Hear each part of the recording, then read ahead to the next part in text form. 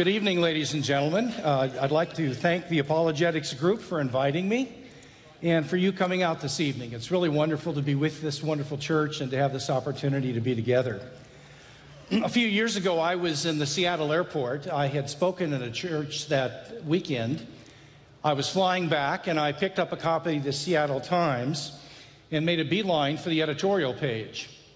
And there on the front page of the Seattle Times editorial section, covered two-thirds of the front page and about half of the second page, was a syndicated column that went to several newspapers around the country that day entitled A Divided Nation. And the author went on to say that we now live in the most divided period in the history of the United States. And I actually think he's right about that. What was truly shocking to me, however, was what he said was the fundamental thing that divides Americans. He said it's not politics. It's interesting, because there are deep, deep political divisions among the American people. Deep. And they grow deeper as time goes on. It's not political. It's not racial. There are racial divisions in this country. There's no doubt about that. It is not socioeconomic. And it's not gender. The fundamental division on the part of the American people, said this editorial, is a division about worldview. Worldview. Now, a worldview is the fundamental thing you believe about truth and reality and value. It is your overall perspective about the world. Christianity is a worldview. Buddhism is a worldview. Atheism is a worldview. Marxism was a worldview. And what this author is claiming is that now we live in a culture where there is a shocking, deep, fundamental division of worldview, and this division is generating the other divisions among the American people to some degree. Now, you have to understand, I think he said that there were two fundamental sides in that debate. He was wrong about that. There are actually three. And I'll tell you what they are in a little bit, and I'll explain to you what the main thing it is that they disagree about, because there's one fundamental thing that these three worldviews don't agree about. I'll tell you about that in just a second.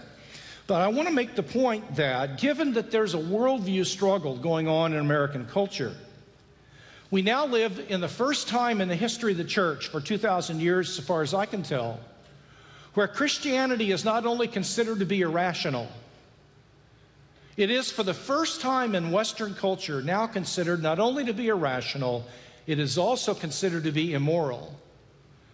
Thus, if you believe in the Christian God, you believe in Santa Claus or the Tooth Fairy, you're probably dumb and stupid. As one columnist put it in the Washington Times, evangelical Christians are dumb, stupid, and easy to lead, was his view. But not only are you likely to be dumb and stupid if you follow Jesus, I'll cheer up here in just a little bit. You're also an intolerant bigot, because it is Christianity that tries to impose its values on other people. It's Christianity that says homosexuality is not right, that sex outside of marriage is wrong, such and thus and so. So it's the Christian religion and its practitioners that are ignorant, and they're not only ignorant, they're immoral bigots. So recently, Jane Smiley, a novelist, made the following statement about us, those of us who are followers of the Lord Jesus. Quote, "Here is how their ignorant bigotry works. First, they put the fear of God in you. If you don't believe in the literal word of the Bible, you'll burn in hell. Of course, the literal word of the Bible is tremendously contradictory, and so you have to abdicate all critical thinking and accept a simple but logical a system of belief that's dangerous to question." So we're not going to have a Q&A time later on this evening. We'll just set that aside. A corollary to this point is that that is we, make sure that you understand the devil resides in the toils and snares of complex thought, and so it's best not to try to think at all. So do you understand now that the idea that is afoot around American culture, being propagated largely by the universities and the media and the public schools, is that the Christian religion is largely an irrational worldview for people who are real needy. It can't withstand scrutiny and critical thought, and that Christians are anti-intellectuals. Now, this is not a very cheery thing. And when we go out to try to win people to Jesus Christ and we try to grow in the Lord, we have to understand that this is the culture in which we now live and move and have our being. Now, we should have expected this because I want to show you two texts. I'll look at one of them and I'll reference the other one. But I want to refer to a very important text in 2 Corinthians chapter 10. If you have a copy of the New Testament, if you would turn to 2 Corinthians chapter 10. I am convinced that demons are real. I've actually encountered them. I've had opportunities to exorcise demons out of people. And I've seen people physically healed through demonic deliverance with my own eyes. So there's no doubt in my mind that what the Bible teaches about the demonic is true. And we typically think of spiritual warfare as we would read about in, for example, Ephesians 6, as speaking against the demon or against the devil, binding him, and delivering someone from demonic attachment or oppression. And that is legitimate, as I suggested. I've done that before. But there is a second most important text in the New Testament, besides Ephesians 6, on spiritual warfare. And it is grossly neglected. And it's the one we're going to look at right now in 2 Corinthians 10, 3 through 5. Verse 3, for though we walk in the flesh, we don't war according to the flesh. For the weapons of our warfare are not of the flesh. That is to say, we're not going to take up arms and fight for our local church. We won't engage in a militia activity on Saturday mornings as a church. You can fight on behalf of the state. Christians being in the military is fine, but not on behalf of the church. Okay, but the weapons of our warfare are divinely powerful for the destruction of what? Now, my translation says fortresses. Now, when you pray against a demon, you're addressing the demonic presence itself. Here, spiritual warfare does not target a demon. It targets something else. It targets a fortress. Now, what exactly is a fortress? Here's what a fortress is. It is an idea or a theory. Darwin's theory of evolution would be an example of a fortress. The idea that all morality is relative would be a fortress. The claim that homosexuality is caused by your genes and your DNA, and thus you are not responsible for homosexual behavior, is a fortress. The idea that the Bible is filled with unverifiable myths, and history and archaeology has repeatedly shown it's false, is a fortress. The idea that the fundamental purpose, that capitalism is immoral, is a fortress. These are all fortresses. Now look at the next verse and I'll demonstrate this to you. It says in verse 5, we are destroying speculations. One translation actually says theories. We are destroying speculations and every lofty thought raised up against, note, not the power of God, but the knowledge of God. The devil can't do anything about the power of God, but what the devil can do something about is blocking people's knowledge of God. And so what we learn from this, ladies and gentlemen, is a very simple point, and I'll ask you this question. How do people control other people? Here's a good way to control a group of people. If you can control how they think and feel, you can control them. And one way to control people is to control the ideas that come into their minds and the ideas they're willing to embrace. Now, demons are people. They're not humans. They're demonic persons. We're human persons. They're demonic persons, angelic persons. They traffic in the world of ideas. Do you understand it follows that one of the main places where spiritual warfare will occur will be in the pages of Time and Newsweek magazine, the New York Times, Borders bookstore, your children's school, UC Irvine, anything that traffics in the world of ideas will be a battleground for the hearts and minds of people from spiritual warfare. The world of ideas is not neutral. It is a place where there is a war going on for the souls and minds of men and women in this culture every single day. And when I step up to the lectern every day at the university at which I teach, I know I'm doing battle for the kingdom of God against dark forces that are on the other side of the things that the Bible teaches. And this is happening from kindergarten to 12th grade in the public schools and in Christian schools even, and all throughout our culture. Now, don't turn to Romans 12:2, but Romans 12:2 says, you recall, don't be conformed to the world, but be transformed by the renewing of your mind. Why the renewing of your mind in the context of of not being conformed to the world? The answer is because just as the demonic forces try to influence the ideas that are in our minds, so does the world.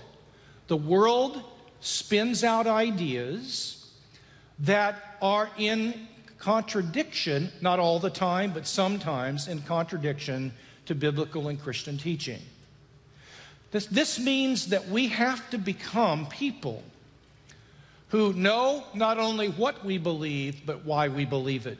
And how do you fight against an idea? There's really one primary way that you fight against an idea, and it's through argumentation. It's through argumentation. I was talking to Lenny earlier, and he said the reason that we're losing the marriage and the gay issue is because the Christian community has not articulated a powerful argument on behalf of this issue, and we haven't. We have not articulated an argument on behalf of a certain ethical position. And it is because the Christian community has lost the ability to argue that we are losing the war in spiritual warfare to a significant degree in American culture. There was a time when it was a typical thing in church for people to be taught logic and reason and so on, but that is vastly not happening today. And so what I'm trying to suggest to you is that we shouldn't be surprised that we are getting an attack from worldviews, because this would be predicted from 2 Corinthians 10, and it would be predicted from Romans 12:2, because we're involved in a conflict of ideas. And you fight spiritual warfare from that perspective by learning to critique and argue against alternative views and to defend and contend for your own positions. Now, I suggested there were three worldviews that are currently fighting for the hearts and minds of people in our culture. Let me tell you what those are. One of them is historic Christianity, and I'm happy to say that conservative Catholics and conservative Protestants are growing in numbers and in influence in important places. And so the historic Christian faith is growing, and there are good things happening, and Christianity is one of the three worldviews. The second worldview, which is by far the most dominant worldview in Western culture, is the worldview of scientific naturalism. Scientific naturalism. Scientific naturalism is basically the idea that the only way to know reality is through the hard sciences, chemistry and physics. If you can't prove something scientifically, you can't know it. Okay? So just think of the difference that the doctor and the pastor have with respect to authority in American culture. The doctor has incredible authority. Doctors are interviewed on CNN, Dateline NBC, and so on. Pastors aren't. Why? Because doctors know something and pastors don't. Doctors have knowledge because they're involved in the field of science, medical science. And in science, you can know right and wrong. But when it comes to fields outside science, like ethics or politics or religious claims, these can't be tested scientifically, so nobody can know who's right. You out there? Okay, so therefore, if you can't know whether you're right or somebody else is right, it becomes intolerant for you to legislate your views on other people. That's why if somebody stood up here in this room and said, don't drink that, that's hydrochloric acid, nobody would accuse them of legislating chemistry. Okay? But we do accuse people of legislating religion and ethics because the assumption is those are fields in which no one can really know anything who's right or wrong there. And so it becomes intolerant legislation in those areas, but not in physics and chemistry. So the scientific naturalist says the only way to know reality is through the methods of the hard sciences. Now, I was at a dinner party years ago where I was going to share the gospel with a group of people, and I was told that one PhD physicist from Johns Hopkins University was going to come to the meeting and that he really hated Christianity and religion and that he'd be there. And so I was at the hors d'oeuvre table, and he came up to me, and I could tell who it was. He walked in, and he was introduced to me, and after we exchanged pleasantries, he said, well, I understand you're a philosopher and a theologian. And I said, well, I give it my best shot. And he said, yeah, I used to be interested in that kind of stuff too when I was a teenager. But I outgrew it when I became a mature adult because I realized that if you can't test something and quantify it and prove it in a laboratory, it's nothing but a bunch of hot air. And that's the attitude I'm talking about. Now, my purpose this evening is not to critique these ideas. I'm trying to alert you to a problem. If you want to see a critique, the book I brought out front, The Kingdom Triangle, contains a critique of this worldview. But I can't resist giving you one thing to say. The claim that you can only know reality through the hard sciences is self-refuting. Something is self-refuting if it makes itself false. Consider the sentence, no sentence in English is longer than 3 words. That's self-refuting because the sentence itself is longer than 3 words. For me to say there are no truths or I can't speak a word of English would be self-refuting statements. The statement, you can only know things through the hard sciences, cannot itself be known through the hard sciences. There's no way to test it or prove it in physics or chemistry lab, and so the statement is self-refuting. So I said to this gentleman after I let him go for 2 or 3 minutes, I said, you know, sir, I've got a problem with what you're saying. Maybe you could help me. Yeah, sure. And I said, you've been talking 2 or 3 minutes. You've made 40 or 50 claims so far. And I can't think of a single statement that's come out of your mouth so far that anybody could test and prove in the scientific lab. And I said, if there is one, would you tell me which one it was? And if there wasn't, then it seems to imply by your standards, sir, that what you've been doing for the last 2 to 3 minutes is spewing hot air. And it was true. It was true.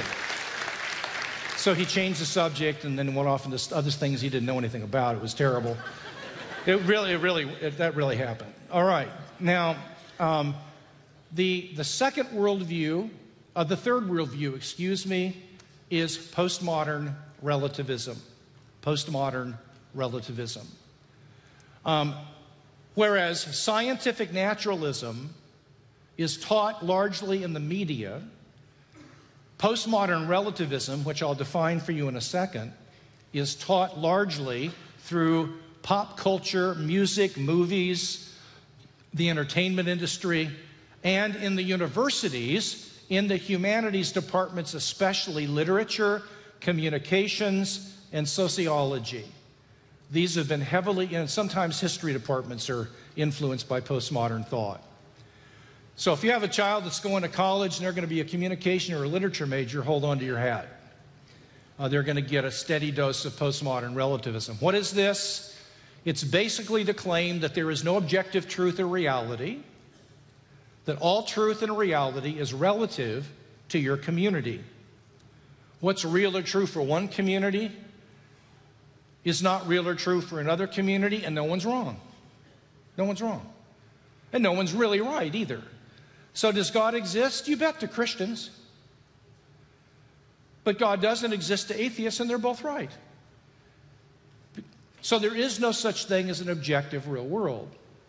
Now, can you understand that in that context of postmodern relativism, the claim that Jesus Christ is the only way to God is not going to be greeted warmly. And this will be an area where we in the evangelical church are going to be called to compromise biblical teaching in the next 15 years. And we need to stay true on this. We don't need to be angry about it. We just need to be firm on this. But let me just illustrate this. I was flying in an airplane to North Carolina not long ago, and the movie that was being shown was called A Stolen Summer. And it was about two little boys that went home for the summer in the Chicago area. One boy was about 14, the other was, I'd say, maybe 11 years old. They were having a lot of fun, but the 14-year-old was a Catholic Christian, and his little 11-year-old friend was Jewish, and the 14-year-old was worried that his little Jewish friend wasn't saved. And so the struggle of the movie was that he kept trying to get his little buddy saved. So he took him, he got him on his knees in his garage, had him say a prayer in Jesus' name. He took him to his priest at the church. He did 3 or 4 or 5 things to try to get his little Jewish friend to come to Jesus. Well, toward the end of the summer, an accident happened and the little Jewish boy was killed. The closing scene of the movie is at the boy's funeral. The parents are walking out of the funeral area, and they run into the 14-year-old Catholic boy. And the Catholic boy says to the mom and dad, "I want to apologize for my attitude this summer, because I now know that when it comes to God, it doesn't matter what you believe. What really matters is whether or not you love people." Now that sounds good, but it's nonsense. But that is postmodern relativism. And you tell that story with good music surrounding you, and pretty soon you start thinking, yeah, that's right. What's wrong with those Christians? Well, that's basically what's going on. Now, so let me back up. We're involved in a spiritual war with unseen powers and with the world, and this war focuses in the world of ideas. It is a worldview contest. As a result of this, we Christians need to know not only what we believe, but why we believe it. And the 3 worldviews are scientific naturalism, postmodern relativism, and Christian theism, Christianity. Now, there's one thing that naturalism and postmodernism agree about. And this is going to take me a second to unpack this, but this is the fundamental tension point with the Christian community and the secular culture. And it's not going to be one that you've thought of, but it is at the rock bottom. And it's over the question of the nature and limits of knowledge. The fundamental question at the beginning of the 21st century is over the nature and the limits of knowledge. Now let me explain. Postmodernism and naturalism agree that that the nature of knowledge is empirical science. And therefore the limits of knowledge are the hard sciences. They agree about that. You cannot, I repeat, you cannot know anything outside the fields of medicine, chemistry, physics, neuroscience, and so on. You understand that? And so as a result of this, the claim is not just that Christianity isn't true. There are some people who are willing to admit that it may well be the case that Christianity is true. But what is universally acknowledged is that even if Christianity is true, you can't know it's true. You have to accept it by a personal act of feeling or a blind act of faith or some burning in the heart or something of that sort. There's no objective way to know the Christian religion or God or moral statements are true. And so what we're fighting about today is not only are we asserting that we take Christianity to be true, but that we also think it's something that people can come to know to be true. Now, you have to understand, my dear brothers and sisters and friends, that the institutions of the church for 2,000 years, up until around 1950, have always taken the central teachings of the Bible and the great creeds of the church to give us not just truth, but knowledge of reality. Knowledge of reality. That these were things that you could actually know to be real and know to be true. But that is no longer believed, and instead the Christian community has retreated to faith. And we have replaced knowledge with faith. Now, faith is a wonderful thing. But if you want a good definition of faith, faith is trusting what you know to be the case. Faith is actually based on knowledge. It is not a substitute for knowledge. It is actually based on knowledge.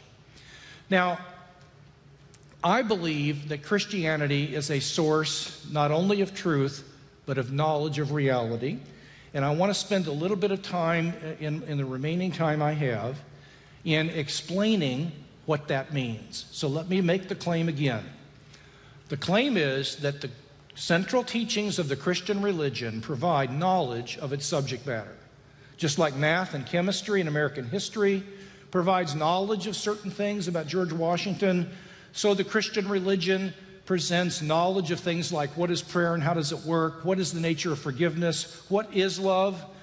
You don't want to go, I want to know what love is. You don't want to go there. That is not going to give you the answer to the question. 1 Corinthians 13 is bedrock. Hello? Yeah. That's a lot better answer.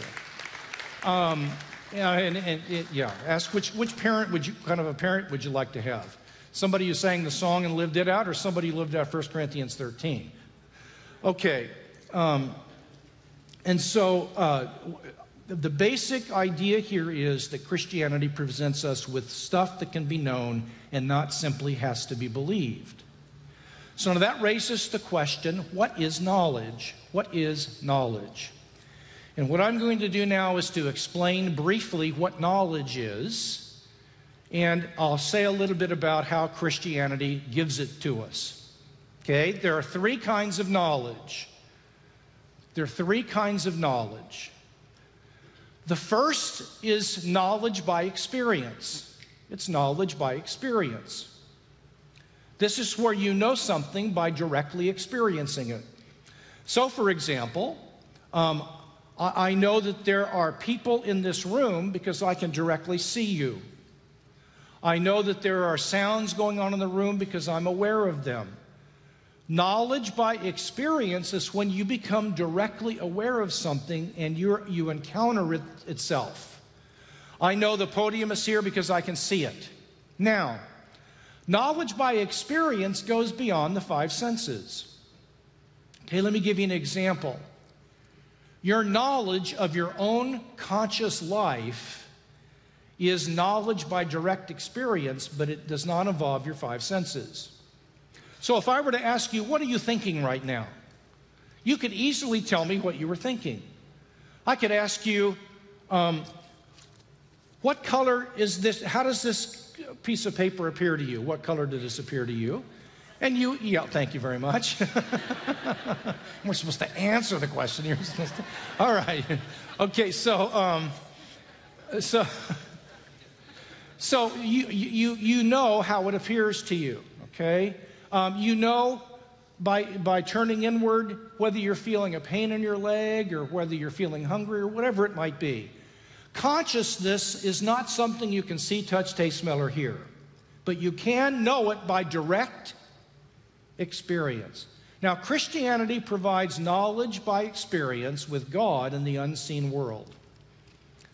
I have had knowledge by experience with demons before, when I have been aware of their presence. One illustration of this, I was at a gymnasium where I was at the half-court line. There were probably 2,500 people in this gymnasium. I felt a demonic presence come in the gymnasium.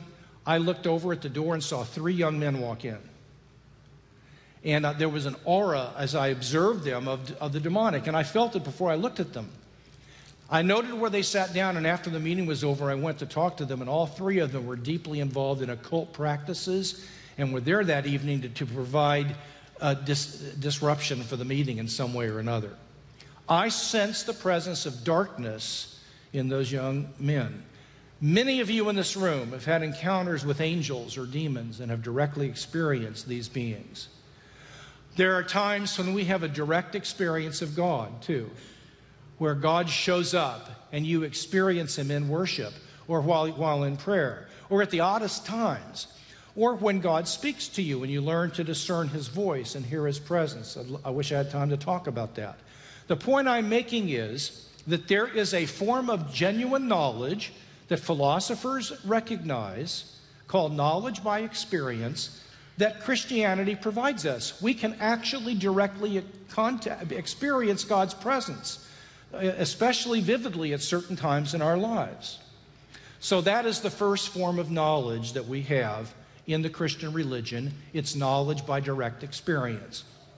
The second form of knowledge is called propositional knowledge. Propositional knowledge.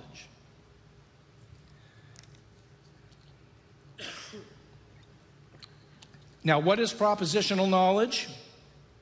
I'll define it for you, and then I'll illustrate it and explain it. It is a true belief based on adequate reasons. A propositional knowledge is a true belief based on adequate reasons. Okay? Now, before I can clarify that, I need to define truth for you. I'm going to give you a little sentence definition of truth. Okay, you ready? Truth is a matching between thought and reality. That's it. Truth is a matching between thought and reality. If I have the thought that 2 and 2 is 4, and that's reality, then my thought is. And why is my thought true? Because it matches reality. I go to the bookstore, and I've been told there's a certain book that I ordered that's available for me. I see the book, and I think, what was my thought? My thought was that the book is in the bookstore. There's the book in the bookstore. Guess what? Hello, they match. And then I say to myself, I want a word for that matching thing. Fred, no. I'm going to use the word truth. So I come home and my wife says, you're angry. I'm not angry. Oh, yes, you are. No, I'm not angry. Okay, so instead of going to the bookstore, I introspect. And what do I take with me? The thought that I'm angry. I go inward, and what do I do but encounter this seething anger in my stomach? And I compare my thought with what's going on in me, and I go, there's that thing again. That matching deal. What did I call that? Truth. Falsehood is when a thought or a belief fails to match reality. When we claim the Bible is true, we mean that its teachings, when properly interpreted, match reality. It's that simple. You comfortable with that at this point? I don't know what you do if you weren't. I mean, too big a group to... You can ask a question about it later if you like. All right, now, what is knowledge, propositional knowledge? That is when you have a belief that matches reality that you hold for adequate reasons. You have a belief that matches reality that you hold for adequate reasons. Illustration. Suppose that I were down at Newport Beach and I ran across a fellow that was drunk 24/7. All he did was drink all day and all evening. And he had formed the habit of believing everything written on the stall, the second stall of the men's room at the public restroom at Newport Beach. His attitude was, the stall says it, I believe it, that settles it. And so he goes in there one day, and written on the second stall of the men's room is the claim George Washington was the first president of the United States. Frankly, he's never heard of George Washington. He's heard of the presidency, but he has no clue who George Washington was. But dadgummit, the stall says it, and he believes it. Now compare him with a historian who's got documents from that period, court records, newspaper articles, and so on. Our historian and our Newport Beach friend have two things in common, don't they? They have the same belief, right? And their beliefs are true. That means they match reality. But one of them has knowledge of the truth and the other doesn't. Why? Because the Newport Beach gentleman doesn't have any basis for his beliefs. He's lucky. The historian has a foundation or a basis for his belief. Are you with me? So when you know something, not only do you have truth about it, you have a true belief about it, but you also have a good basis for what you believe. So you can possess truth without knowledge. Say that you believe the truth but have no idea why you believe it. Knowledge, however, requires the belief be true, but that there be reasons for it.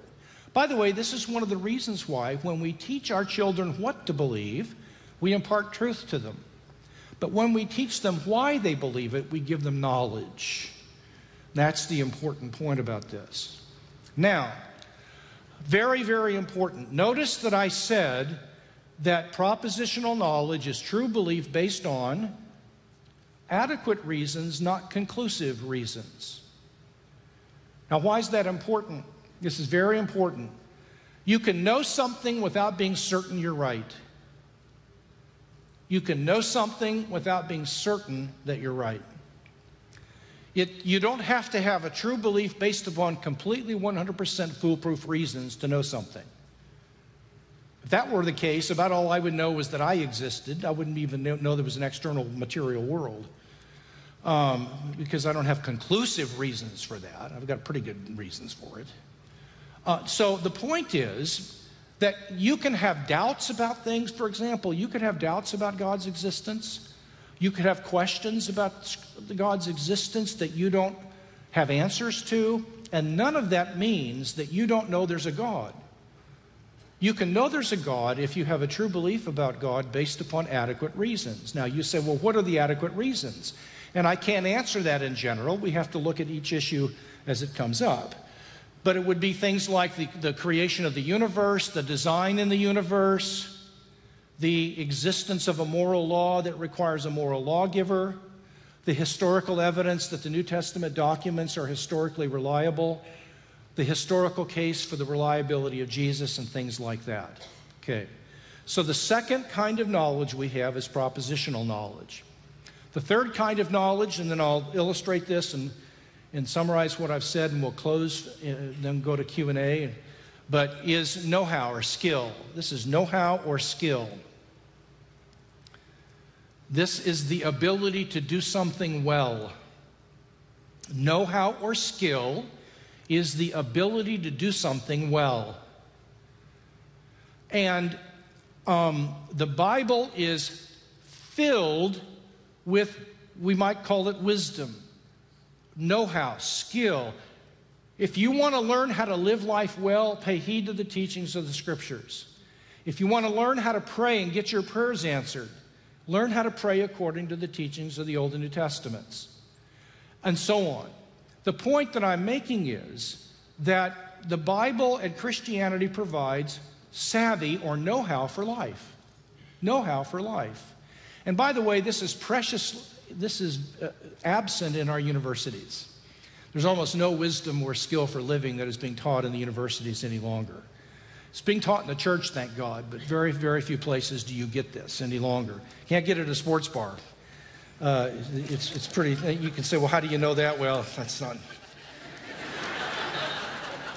Lenny told me. Okay, so now let me summarize what I'm trying to say with all my heart. We're involved in a spiritual war between unseen powers and the world. That warfare involves ideas. The competition is among three worldviews: scientific naturalism, postmodern relativism, and Christianity. The other two don't agree about everything, but they do agree that there's no such thing as knowledge of reality outside the hard sciences. Christianity claims, in contrast, that there is knowledge of reality outside of science. Thank God for science, but there are other ways of knowing things, and you can know God is real and know right from wrong and things of that sort. You don't just have to close your eyes and squint and believe it. Now, when I claim that Christianity provides knowledge, what do I mean? First of all, it gives us knowledge by experience with God and other beings. Secondly, we have propositional knowledge. That means that its teachings give us true beliefs based on good reasons, not completely 100% certifying, but adequate reasons to know. And I can know something and still doubt it and have questions about it. The third kind of knowledge that Scripture gives us is skill or wisdom or know-how, the ability to live life well. This is what I mean when I claim Christianity provides knowledge of reality, and it's important that we recover our heritage in this area and use this as our self-talk. I want to challenge you to talk less about faith and more about knowledge. Let's pray. Father, thank you for this evening, and for those who've come, I pray that you'd continue to be with us as we labor over these concepts and have a time to talk here coming up. Thank you so much for my friends here this evening. In Jesus' name, amen. Thank you. Am I sitting here? Yes, sir. Yes, sir, you are. Well, I want to thank you again for inviting me, especially the Come Reason Ministry. I have known Lenny for so long and have such regard for this ministry, and I'm so proud to be a part of it. So I'm just grateful. Thank you. Well, thank you. I'm sure, Dr. Mooreland, I can speak on everyone's behalf that we're blessed to have you here, and we're blessed to have someone of your caliber in the Christian sphere thinking and teaching others how to think for the glory of God. So we appreciate your ministry. Well, with no further, yeah, you can clap. Just a reminder, if you still want to text your questions in, it's not too late. You can text them to 951-398-1197. Again, that's 398-1197, 951 area code. All right, are you ready? Okay. Well, here's our first question. The first question is, how can understanding the attributes of God, Dr. Mooreland, such as his immutability, omniscience, help us love him with all of our minds? Well, if you're going to love anything, you have to know something about it. The more I've learned about my wife, the more I love her because I know who she is. If you're going to love chemistry, that can grow as you learn more about it and gain facility with it. So typically, the more you learn about the attributes of something, the more you can draw yourself into loving it. The same is true with God. Except in his case, whereas the attributes of an electron are relatively mundane, it has a certain rest, mass, and charge. I suppose that's reasonably interesting. But the attributes of God are not only things that draw us in, but they're spectacular. Take immutability, the fact that he doesn't change. Imagine what God would be like if he did. It would be a nightmare. I mean, you know, we could have a sense for what he thought now, but what about 2 years from now? I mean, everything would be up for grabs. So one way to appreciate the study of the attributes of God is to come to terms with what it would be like if God didn't have this characteristic. And boy, that just makes them very, very dear. Excellent answer. You had me until you said electrons. Yeah. Our next question from the audience is, what should I say to someone who doesn't think hell is a literal place? Well, we have to draw a distinction between hell being a literal place and hell being real. Everything that's real is not necessarily a location. Hell is a form of existence right now, and it eventually will be a place, but it's not a location right now. When people die, they go to a different kind of reality altogether. And if someone wanted to say, well, why should I believe in hell? The answer is because God is too wonderful to force people to have to be around him if they don't want to. I mean, have you ever been around somebody that was really, really, really smart and good looking and funny and drew a lot of attention and everybody liked to be around them and you hated them, didn't like them? That's that's uncomfortable. That would be what heaven would be like for people who don't love God, because God's really smart and he's got a sense of humor. He loves his life. He is full of all kinds of good things. And if you didn't want to be around them, that would be a rough deal. And hell is a way of allowing people who don't want to be around God and have anything to do with his kingdom to avoid having to be there. And it will be isolation, and it will not be pleasant. So I would basically say that the reason that there's a hell is because God gave people free will, and he's not going to force them to have to be around him if they don't want to be. Now, I think Jesus knew a lot more about this topic than most of us, and so when it comes to some 18-year-old I'm talking to on the street about Jesus or about hell in Jesus' opinion, I'm strongly inclined to go with Jesus as opposed to an 18-year-old downtown in the mall. You know, I mean, it seems reasonable to me. Good call. Yeah. On that same note, Dr. Mooreland, it seems like, talking about worldviews, it seems like the worldview today in secular society is the idea that if there is this all-loving, all-powerful God, then he couldn't judge someone and send them to a place like hell. Why do you think it is so hard for people today to imagine that a loving God could send someone, to judge someone and send them to hell? The reason people are against being intolerant and judging people is due to narcissism or self-centeredness. It really comes down to them not wanting people to judge them. So the price they're willing to pay for not judging others, which they do all the time, is to say, I won't be judgmental because I don't want you to judge me. Now, why do I not want you to judge me? Because I know deep in my heart I'm not living a very good life and I don't know what I believe. I can't defend what I believe. So if you judge me, I'm going to have to defend myself, and I don't know how to do it, so I'd rather just say don't be judgmental so you can leave me alone. And so there's a passivity in the non-judgmental thing that has arisen in a culture that is ignorant of ultimate worldview issues and is not living a very good life. And so the easy way to be able to do that is to just say, let's not judge anybody. Does that make sense to you? Yeah. See, you got to understand why Hollywood people tend to go this direction. The reason Hollywood people are constantly involved in causes like the environment and things like that is because they don't have meaning in life. Their money and their fame doesn't give them meaning. And so they have to find a cause that gives meaning to their lives but doesn't require them to have to change. So, you know, the kind of causes they line up for allows them to get some meaning without having to change inside. And that's at the very root of being non-judgmental. The idea of hell, though, basically says you could be dead wrong about something that matters, and you'd better face up to that question. Well, people don't want to have to do that. So the non-judgmentalism is the result of not wanting to self-evaluate or reflect on myself very deeply. Very well said. Our next question is, how has the fall of man limited or impacted our ability to think biblically? In other words, what is the effect of spiritual death on our mind? Well, the fall makes the mind naturally want to rationalize things against God and in light of one's self-interest. And so we all have a tendency to want to take things and use our minds to justify our lifestyles.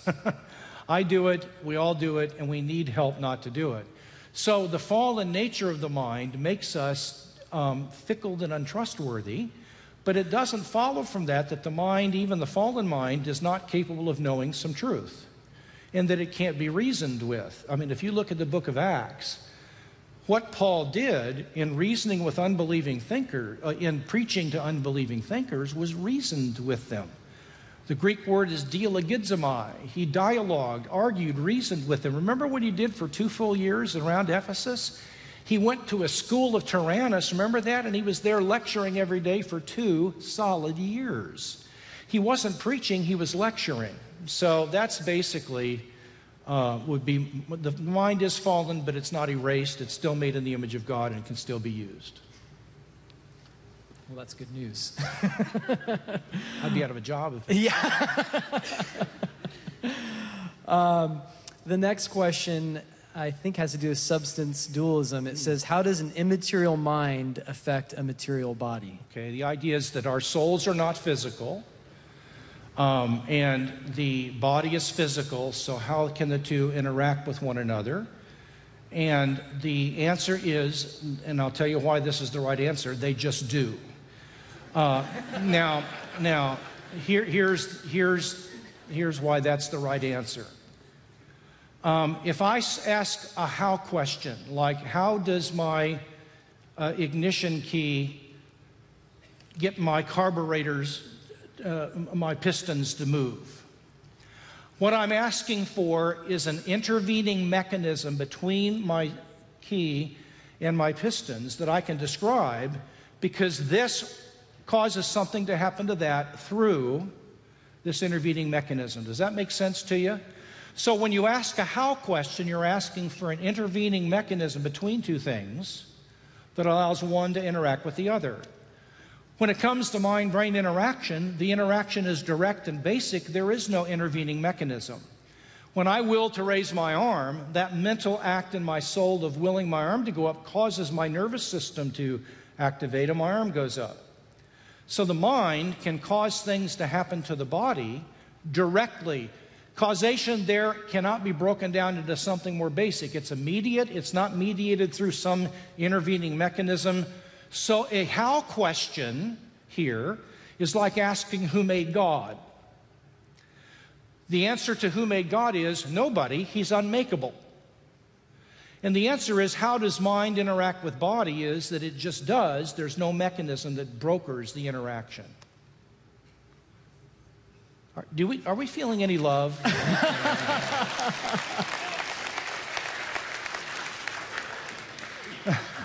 Why is that topic, the mind and the body, and their relationship to each other, such an important idea when it comes to atheists? And how does that correspond to apologetics? More and more people are claiming that materialism is true, that you are your brain and central nervous system. And if that follows, then the idea that there's life after death becomes more difficult to substantiate. And there are a number of other problems. There's no free will if I'm my brain. I'm completely determined by my brain chemistry. And even the church has given up animal souls. I mean, I go into churches and say animals have souls, and people go, what did he just say?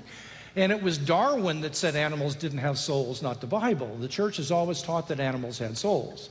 But we're out of touch with this teaching because we've been sucked in by contemporary science with regard to animals. Now, the point is then that atheists try to say that because the mind can't interact with the body, there is no mind.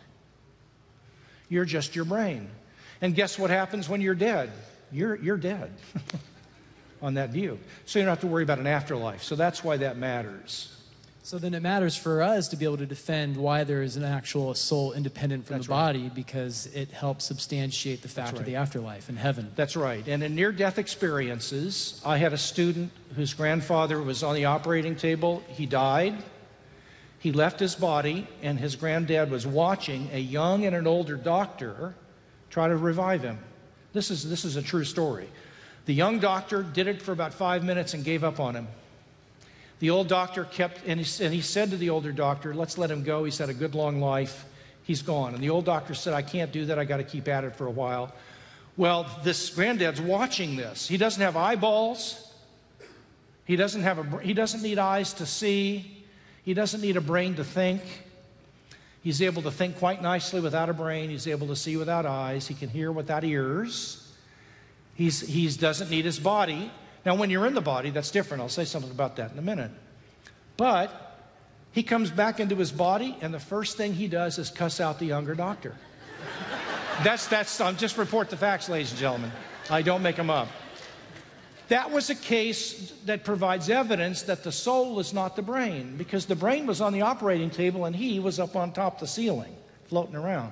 Now, if I were in a car and I were seat belted in the driver's seat, and it was locked and the door was locked, so I couldn't get out of the driver's seat. Got it? Would you agree with me that my ability to move around town would depend upon whether the car worked? So, for example, if the car worked, I could get around town. If the steering wheel broke so it only turned right, I wouldn't be able to do certain things, would I? Would that prove I was the car? So when I'm in my body, if I get Alzheimer's or something goes wrong with my brain, it'll affect my ability to regather my memories. But that doesn't prove that I'm my brain. It just proves that while I'm in my brain, I need the brain to work before I can do certain things, just like when I'm in a car, I need the car to work before I can do certain things. And if I get out of the car, all bets are off. Now I know we're feeling some love. Makes sense. If someone wanted to read more on that topic, what would be a good introduction to substance dualism? Yeah, I don't think there is a good introductory treatment. I think in my book, Love Your God with All Your Mind, there's probably a chapter on that that's probably the best grassroots level treatment of it, I think. So love your God with all your mind. All right, our next question is, what do you think is the most important idea that culture offers against Christianity that Christians need to equip themselves against today? Yeah, it'd be tough to identify the first one, just one, but a couple of three. The first one is that science has shown that there doesn't need to be a God. That would be one. I think the second one is that evil in the world shows that God can't be real, because if he were real, he would take care of evil. And I think the primary answer to that is that someday he will. But right now, he's permitting it for his own purposes and to honor free choice. I think that would be the quick answer to the question. The third one, I think, really is the only way problem. That's fine if that's your way, but how can you really say that there's just one way? And I think the answer to that is that truth is pretty narrow. I use an illustration. Do you understand we're talking about the one-way problem now? And I was in a fraternity. There's only one way. One way to God, through Jesus, instead of all different religions or legitimate ways. I was in a fraternity at the fraternity house at the University of Massachusetts, sharing the gospel, and one guy raised this problem about, aren't all religions basically legitimate ways to God? And so there's not just one way to God. And I said, well, tell me what my mother looks like. And he looked at me stunned and said, I don't have any idea. And I said, well, just give it your best shot. And he said, well, okay, just go. I said, go along with me for a minute. Oh, he said, she's 5 feet tall, 100 pounds, and has blonde hair. So I said to the other guy, another guy in the fraternity house, I said, you tell me what my mom looks like. He says, 5'4", 120 pounds, brown hair. One more, 5'7", 140 pounds, gray hair. Now, I said, my mom can't be 5 feet tall, 5'4", and 5'7" all at once. She can't weigh 100 pounds, 120, 140 pounds. I used to think they couldn't have all the same color at the same time. I don't believe that one anymore. I've seen it. Okay. But, so I said, now, sir, you think my mom's 5 feet tall. You could start writing a hymn about my mom's height and weight. You could start meeting every Saturday or Sunday morning.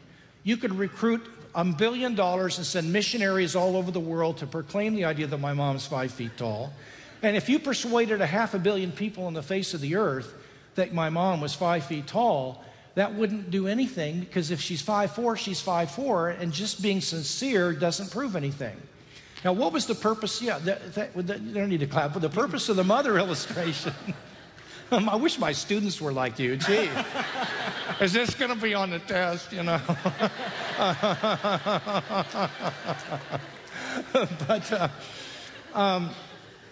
The purpose of the mother illustration is that contradictory views about God can't all be correct, about the mother can't be correct. You understand that? She can't be 5 feet tall and 5'7". Well, Buddhism says there is no God. Hinduism says there are 330 million gods, right?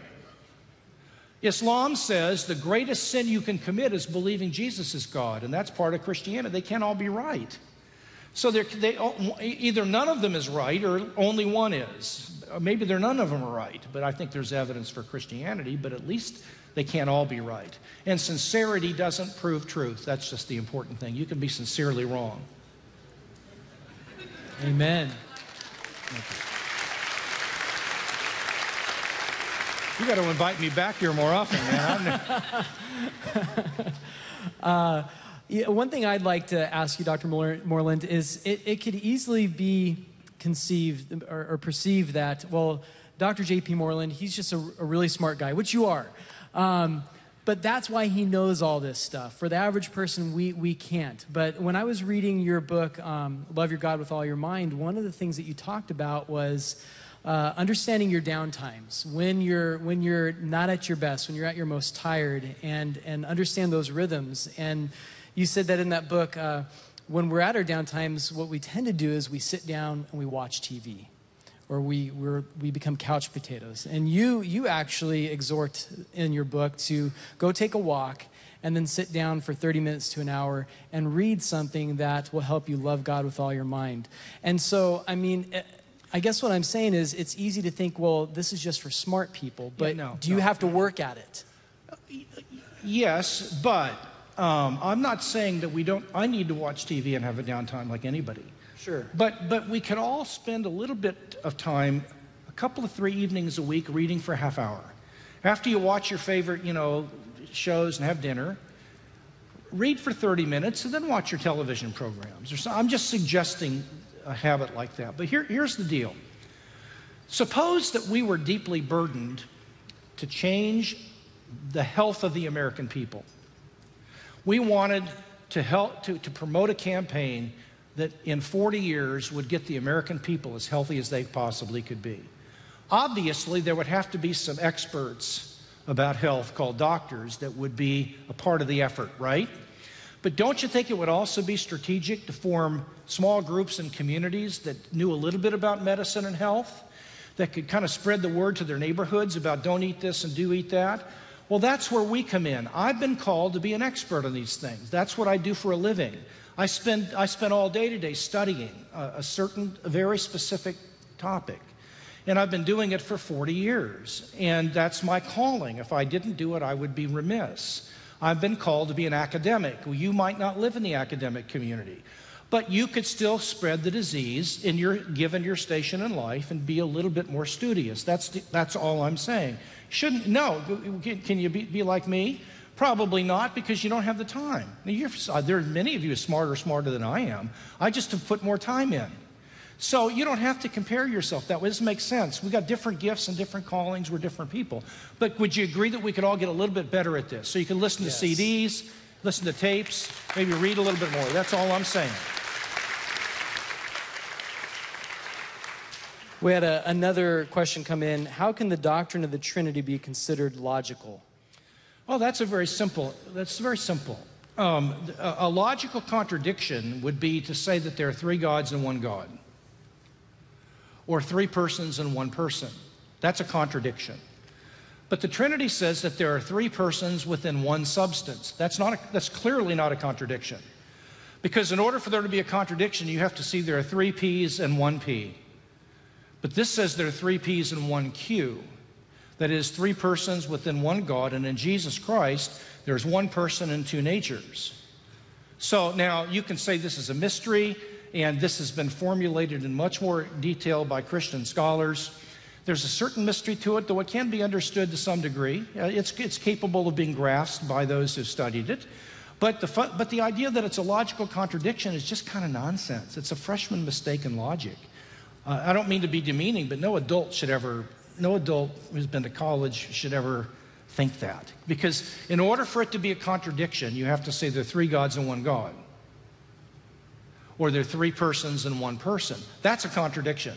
But 3 persons within 1 substance or 1 being, and with Christ, 1 person with 2 natures, there's no contradiction there.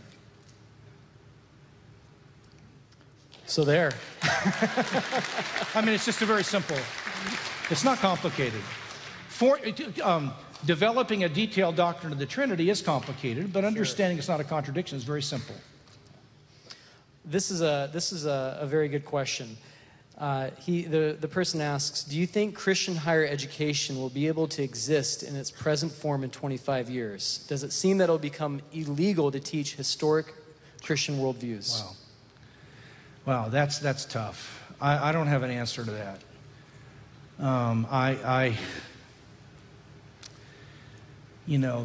The way things are going in Washington, D.C., and in the political landscape and the political correctness, I have concerns about whether Christian pastors will be able to say what they believe in public, and even in their pulpits, to be honest with you. But I don't have an insight on that, but I do get concerned about it. Yeah. Something we should be praying for and understand that if we are persecuted for that, the church will grow. Vote. Yes. I have one last question. I had mentioned to you when I read the introduction to the book Philosophical Foundations for a Christian Worldview, you and Dr. Craig had mentioned that philosophy is the handmaiden to theology. And could you explain to the audience what you mean by that? I got saved in the 60s in the Jesus movement. I was in a fraternity at the University of Missouri, and I was a chemistry major. And some guys came by my fraternity house with Campus Crusade for Christ and made a case for the reliability of the Gospels. I'd never heard of any such thing. I didn't know there was evidence for Christianity. I began to look into it, and then 6 weeks later, I became a Christian. Well, I started witnessing like crazy, and I got my butt kicked regularly. I mean, I was out there sharing my faith, and I didn't know what I was talking about. 2/3 of the things I was saying were heresy, I'm sure. I was all over the stinking map. I love Jesus. I was on fire for him. I still am, but I just was out there. But I got asked questions, and I led some guys to the Lord and was discipling them, and they were raising questions, and I didn't know how to answer them. Well, guess what I found out? There was this field that all the questions ultimately came back to, and it was philosophy, and I thought that was psychology misspelled. I didn't even know what it was. Because we don't teach philosophy in elementary and in junior high and in high school any longer. You understand that? So kids go to college and they major in business or nursing and they don't even know what philosophy is. I didn't know what it was. I was a chemistry major. Well, it turned out it was the most important field there is in terms of being a servant to the Christian religion next to theology. And it's, stuff is rich. It's just very interesting stuff. So then the more we know about philosophy, that will actually help us think correctly when we enter into theology? Yes. Okay. So it'd be good to know. It would be good to know. All right. Well, that was our final question. Dr. Mooreland, again, Thank you, ladies and gentlemen. Thank you. Thank you very much. Thank you.